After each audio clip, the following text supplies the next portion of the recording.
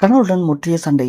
தமிழ் சினிமாவுடைய மூத்த நடிகை ராதா வீட்ல எடுத்திருக்க அந்த தற்கொலை முடிவு தமிழ் சினிமாவையே நிலை ஒழிய வச்சிருக்கு. ராதா இப்படி ஒரு முடிவு எடுப்பாங்கன்னு யாரும் எதிர்பார்த்திருக்க மாட்டோம். ஏன்னா, நடிகை ராதா தமிழ் சினிமாவுடைய மிக மிக ஒரு போல்டான கதாநாயகி.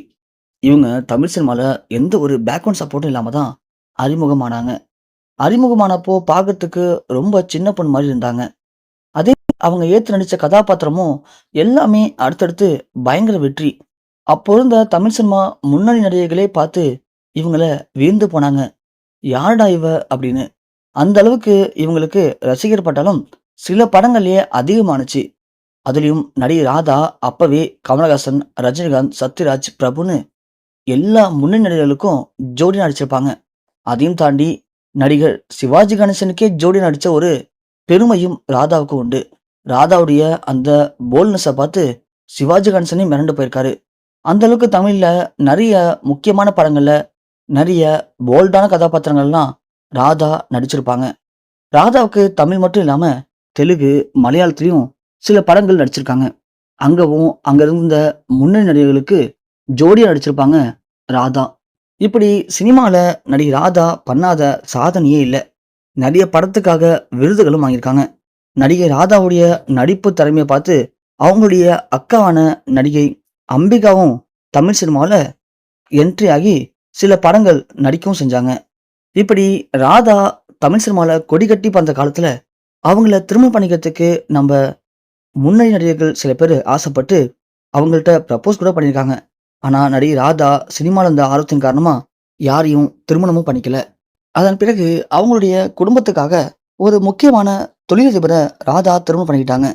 அதன் பிறகு சினிமா விட்டு ஒட்டுமொத்தமா ராதா விலகிட்டாங்க. எந்த படங்கள்லயுமே ராதா நடிக்கவும் இல்ல. சின்ன திரையில கூட சில வாய்ப்புகள் வந்துச்சு. அதையும் புறக்கணிச்சுட்டாங்க. முக்கியமான தொலைக்காட்சிகள்ல, முக்கியமான நிகழ்ச்சிகள்ல மட்டும் நடுவரா அப்பப்போ கலந்துக்கிட்டாங்க நடிகை ராதா. அவங்களுக்கு 2 பெண் குழந்தைகள். அதுல மூத்தவங்க கார்த்திகா நாயர், 2வது பொண்ணு ரேகா நாயர். 2 பேருமே தமிழ் சினிமால களமிறங்குனாங்க. 2 பேராலயுமே தமிழ் சினிமால சாதிக்க முடியல. கார்த்திகாவுக்கு திருமணம் ஆயிடுச்சு. ரேகாவுக்கு இன்னும் திருமணம் ஆகல. ஆனா 2 பேருமே தமிழ் சினிமால நடிக்க வைக்கணும் அப்படிங்கிறது நம்ம ராதாவுக்கு ஆசை இல்ல.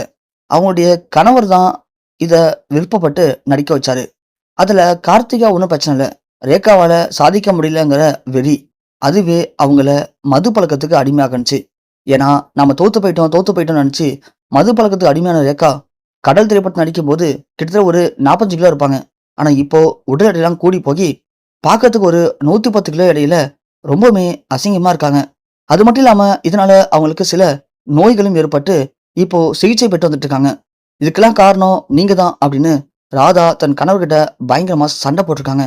அதுல கணவருக்கும் ராதாவுக்கும் ஏற்பட்ட சில கருத்து வேறுபாடு. அதுல ராதாவுடைய கணவர் பேசின சில வார்த்தைகள், அது எல்லாமே ராதாவ பயங்கரமா மனச புண்பட வச்சிருக்கு. தான் பொண்ணுடைய வாழ்க்கையும் இப்படி பறி போயிடுச்சு. நாமளும் இத கண்கூடா பார்த்துட்டோம். நம்மளால இத சரி பண்ண முடியாம போயிடுச்சு அப்படிங்கிற பயங்கர மன உளைச்சல்ல நடிகை ராதா வீட்டிலேயே தூக்கிட்டு எடுத்திருக்க தற்கொலை முடிவு ஒட்டுமொத்த தமிழ் சினிமாவையும் ஒட்டுமொத்தமா கண்ணீர்ல மூழ்க வச்சிருக்கு.